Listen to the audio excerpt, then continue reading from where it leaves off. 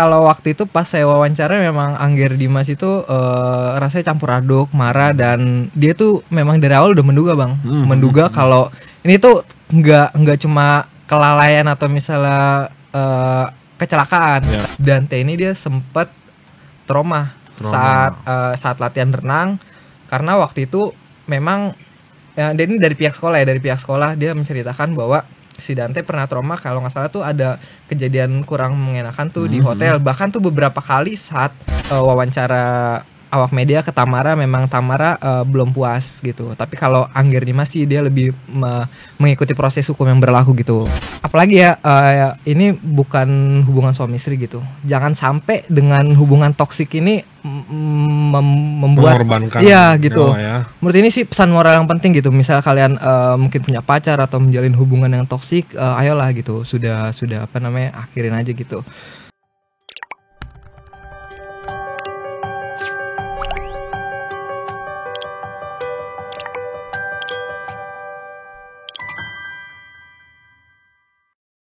Assalamualaikum warahmatullahi wabarakatuh. Bertemu lagi di Cawan Cerita Wartawan, mengulik kisah-kisah dan cerita-cerita selama liputan di lapangan bersama saya Willy Widianto. Oke, kali ini kita sudah kedatangan jurnalis Tribun News Muhammad Alivio. Ya. Apa kabar Alivio? Baik bang. Baik. Oke, sebelum kita mulai ngobrol-ngobrol dengan Vio, saya mau mengucapkan turut berbelasungkawa karena kali ini kita akan membahas soal kasusnya Dante, anaknya artis Tamara Tiasmara dan Angger Dimas. Ini tidak bermaksud untuk membuka luka lama yang sudah berlalu atau mengungkit kisah-kisah yang sudah lewat. Ini semata-mata hanya menceritakan pengalaman Vio selama liputan di lapangan terkait kasus kematian Dante ya.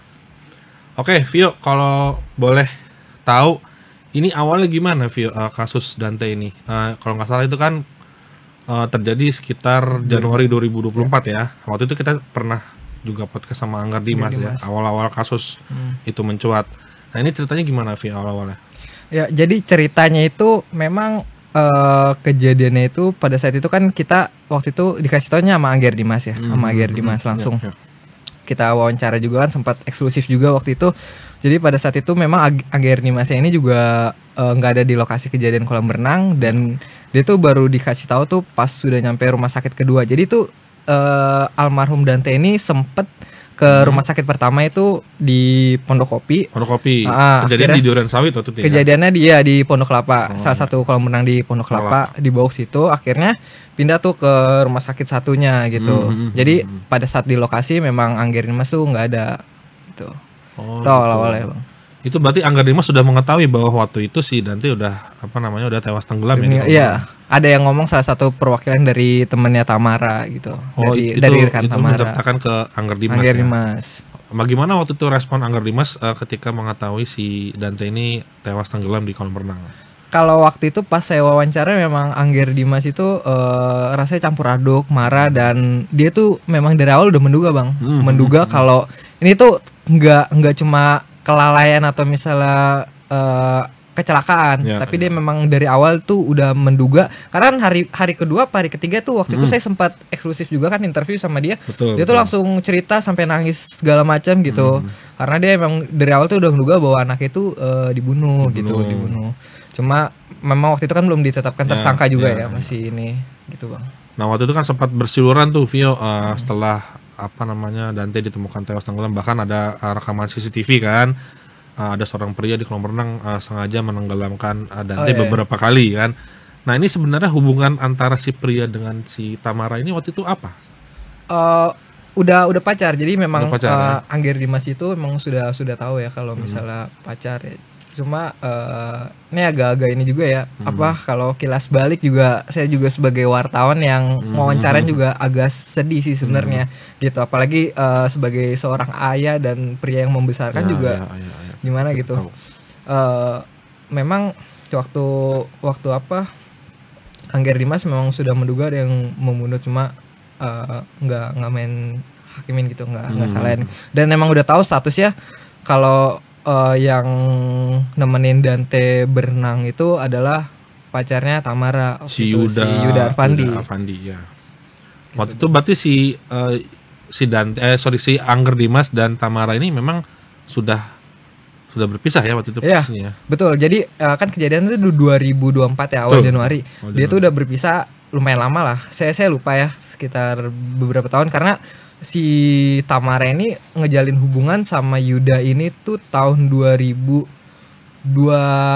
kalau nggak salah ya. Maaf kalau salah ya, sekitar segitu gitu. Jadi memang udah lama dan udah masing-masing juga udah nggak ada hubungan segala macam. Tapi memang Yuda itu Angger Dimas itu beberapa kali nemenin Dante segala macam. Cuma kalau kolam berenang sendiri, kalau misalnya les renang sendiri tuh memang Tamara waktu itu dia lebih mempercayakan ke Yuda Arfandi bahkan daripada ke bibinya kalau nggak salah, karena waktu itu Tamara sempat ngomong gitu di Polda. Oh, berarti setiap si Dante itu, almarhum Dante ini les renang ya, itu selalu ditemani sama Yuda ya si Tamara itu. Iya, jadi memang sebelum kejadian itu tuh udah beberapa kali, bahkan waktu di persidangan sih sempat dibahas juga sama JPU memang kalau Yuda ini udah beberapa kali nemen. Bahkan waktu itu saya sempat dapat dari omongan dari sekolahnya, pihak sekolah Dante waktu itu, bahkan Dante ini dia sempat trauma saat latihan renang,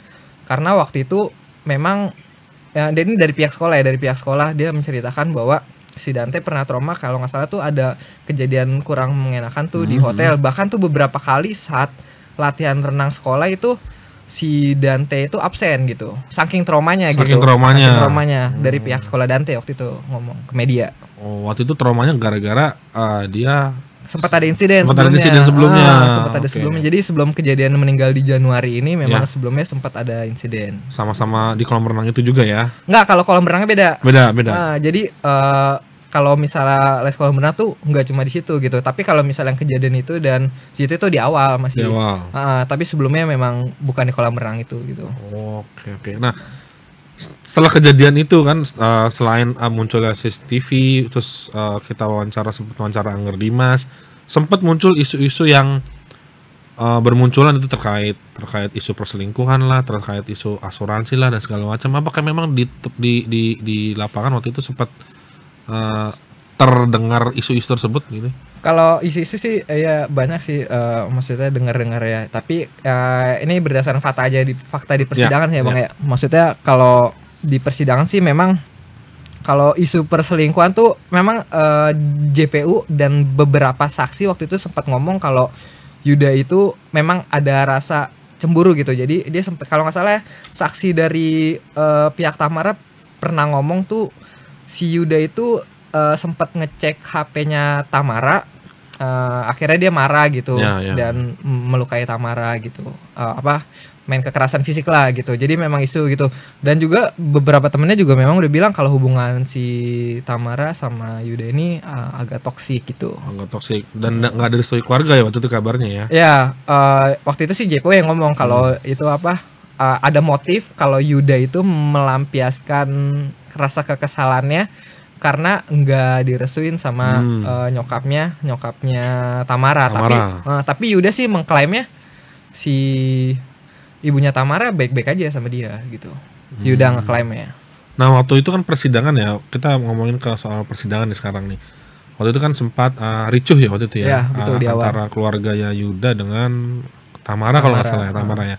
Nah, itu bisa digambarkan nggak waktu itu situasinya seperti apa, Vio, di pengadilan Jakarta Timur waktu itu? Gimana ya? Karena itu haru juga ya, karena saya yang ikut liputan juga itu kelihatan banget dari Tamara ya, sosok ibu, dia tuh nangis gitu. Seorang ibu yang kehilangan anak gitu. Iya, betul. Dia dari awal aja tuh udah nangis terus kan, sama ibunya Tamara juga nangis terus. Dan memang beberapa kali juga sempat kesal, tapi hakim juga sempat menegurnya gitu. Jadi suasana ricu ya ricu lah karena Tamara beberapa kali melampiaskan kekesalannya ke si Yuda yang ada tepat di depannya itu di kursi persakitan itu ya, di persidangan ya. Dan juga terakhir selesai persidangan juga dia beberapa kali juga mengutarakan kan kayak dasar pembunuh segala macam gitu. dan memang agak sedikit ricu juga dari Tamara ya. Tapi itu sebenarnya karena rasa kehilangan sih Bang gitu. Dan saya memahamin banget. Ya, seorang ibu yang kehilangan ibu, anak ya. Betul. Dan kabar terakhir kemarin kan kita sudah mengetahui bahwa si Yuda Arfandi ini divonis 20 tahun ya kalau nggak salah. Iya, betul. Dan jaksa sempat mengajukan kasasi karena tuntutannya hukuman mati sebenarnya. Iya. Nah, ini responnya si Angger Dimas, baik Angger Dimas dan Tamara tuh waktu itu seperti apa di persidangan itu? Kalau pas tuntutan memang keduanya berharap Yuda Arfandi ini dihukum mati sih. Keduanya baik Angger Dimas dan Tamara. Tapi setelah akhirnya hakim memutuskan vonis 20 tahun penjara, akhirnya kalau saya sih melihat dari wawancara awak media ke Tamara, memang Tamara belum puas gitu. Tapi kalau Angger Dimas sih dia lebih mengikuti proses hukum yang berlaku gitu, lebih legowo. Tapi tetap aja kan kita nggak ada yang tahu dalam hatinya. Kalau Tamara ya itu bahkan dia masih berharap kalau JPU ini, kasasi ini diterima Mahkamah Agung gitu buat hukuman seumur hidup gitu sih Bang. Nah, Vio ini kan mengikuti dari awal kasus meninggalnya Dante ya, mulai dari wawancara Angger Dimas sampai ke persidangan terakhir itu. Nah, menurut Vio ini selama liputan itu gimana emosinya Vio tuh selama liputan itu? Apa campur aduk kah? Apa karena sempat ada ricu, sempat ada Tamara nangis dan segala macam, ini gimana? Ini jujur ya, mungkin kayaknya selama saya jadi wartawan nih 4 tahun ya Bang ya, baru kali ini ngerasa kayak nggak kuat gitu loh, karena ngelihat depan langsung kan orang yang nangis, saya kebayangin aja gitu kalau misalnya itu salah satu keluarga saya kan. Ya. Maksudnya saya juga sempat sedih cuma lagi liputan nih. Itu apalagi ketika nyokapnya Tamara nangis kan, ini cucu saya gitu. Sedih banget gitu. Saya juga sampai gimana ya gini kalau keluarga saya gitu. Tamara nangis terus gitu. Ya itu sih perasaan yang mungkin ini pertama kali saya alami selama liputan seleb. Baik dari persidangan segala macam, karena benar-benar menyentuh hati banget Bang. Benar-benar menyentuh hati banget kan, memperjuangkan segala macam. Bahkan kalau nggak salah tuh mereka tuh sampai kompak bikin baju Justice for Dante waktu itu ya. Ya gitu sih Bang. Momen-momen paling haru tuh saat apa? Saat persidangan atau? Saat persidangan Bang. Saat persidangan ya? Karena di samping para saksi ngejelasin keterangan saksi mereka itu kalau ini kan kalau kamera kan ngeliat situ, tapi kan kalau kita kan ngelihat dari sisi Tamara, ibunda Tamara itu tuh benar-benar kan keluar air mata segala macam. Bahkan Angger Dimas pun juga berkaca-kaca terus selama persidangan gitu. Jadi itu sih momen yang mungkin nggak terlalu terlihat kamera gitu, karena kan fokusnya ke persidangan juga gitu. Itu sih Bang. Nah, terakhir kan Tamara kita tahu bahwa dia kadang sempat teringat momen-momen bareng Dante dan segala macam kan, terutama momen soal nyuapin dan segala macam. Waktu itu Tamara responnya gimana? Apa dia masih menangis terus atau memang sudah mengikhlaskan kepergian Dante atau seperti apa waktu itu? Saya nggak tahu ya kalau misalnya dalam hati dia udah mengikhlas atau enggak, tapi kalau melihatnya itu kayaknya belum sih Bang. Apalagi waktu itu sempat sih Angger Dimas yang saya bikin terharu sih waktu wawancara sama Angger Dimas, dia tuh keinget bahwa Dante itu dia sering nge-jamming bareng Bang. Kan sama Angger Dimas karena Angger Dimas kan DJ sama produser musik kalau nggak salah ya. Dia tuh waktu itu ini sedih banget ini kalau diinget-inget, dia nge-jamming dan dia pernah ngomong ke Dante, ayahnya, ke Angger Dimas, pengen jadi musisi gitu. Oh, cita-citanya pengen seperti ayahnya. Pengen jadi seperti ayahnya gitu. Makanya ya mungkin kalau ditanya mengikhlas atau enggak saya nggak tahu, tapi pasti sebagai orang tua ya Bang ya, saya rasa sih masih belum ikhlas sih mungkin ya saya nggak tahu juga. Oke, Tribuners ini memang cukup terharu, saya juga ikutan terharu, jadi ceritanya agak mendayu-dayu dan mendalam biru. Nah, kita lanjutkan lagi Vio. Setelah persidangan itu kan selesai ya, bahwa sekarang posisinya sedang ada di Mahkamah Agung untuk proses kasasi. Nah, posisi Angger Dimas sendiri ini seperti apa? Karena ini kan yang sering muncul ini Tamara ya di media. Nah, Angger Dimas sendiri apakah di lapangan masih dapat kabar bahwa keduanya masih saling kontak atau?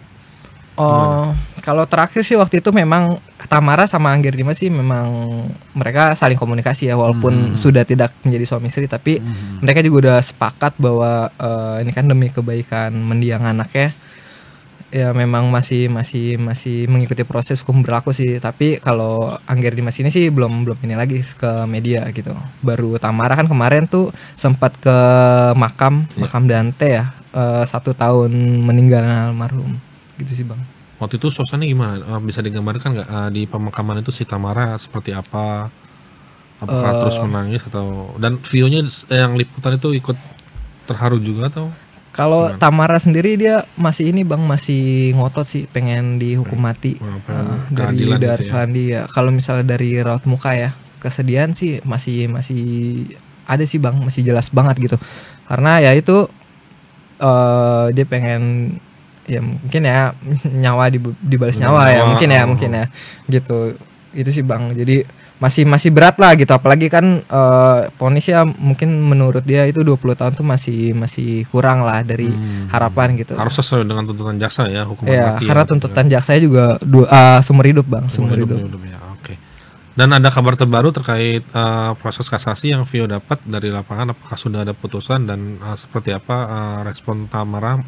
Apakah dia tetap menunggu atau memang terus menerus proaktif gitu mencari kabar dan sebagainya? Sejauh ini sih belum sih Bang, kalau mengenai dari kasasi ini belum ada informasi lagi sih gitu. Dan kalau Tamara mungkin itu mengikuti kasasi dari JPU ini. Dia terus menanti putusan kasasi keluar ya dari Mahkamah Agung. Dari Mahkamah Agung. Betul. Oke, Vio, ini salah satu cerita liputan dari lapangan yang menarik ya.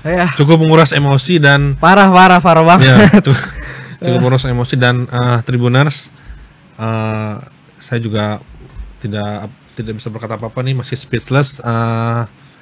Tapi waktu jua yang akhirnya memisahkan kita, dan sekali lagi kita turut berduka cita juga ya Vio ya atas meninggalnya Dante, dan sekali lagi kami turut berduka cita atas meninggalnya Dante. Semoga almarhum husnul khotimah dan diterima di sisinya. Dan sekali lagi kami tidak bermaksud untuk membuka luka lama atau hal-hal yang sensitif dan lain sebagainya. Kita semata-mata hanya untuk menceritakan pengalaman liputan Muhammad Elivio di lapangan selama liputan kasus kematian Dante ini. Karena sebenarnya juga pesan moral banyak sih Bang, pesan moralnya dari kejadian ini. Kalau menurut saya apalagi ini bukan hubungan suami istri gitu. Jangan sampai dengan hubungan toksik ini membuat gitu. Menurut ini sih pesan moral yang penting gitu. Misal kalian mungkin punya pacar atau menjalin hubungan yang toksik, ayolah gitu. Sudah akhirin aja gitu.